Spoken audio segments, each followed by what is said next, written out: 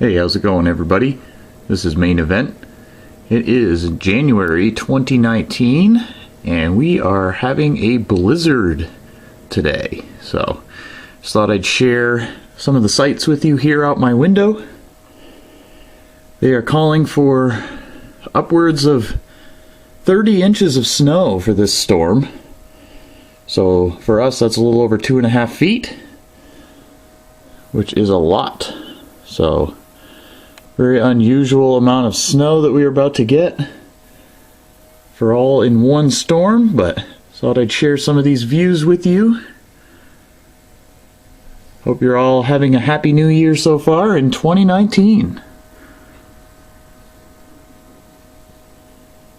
I just went out and shoveled for the second time today, and there is lots of snow out there already. So if you're in this storm here in New England, USA, be safe out there, and for everybody else, enjoy the view from home.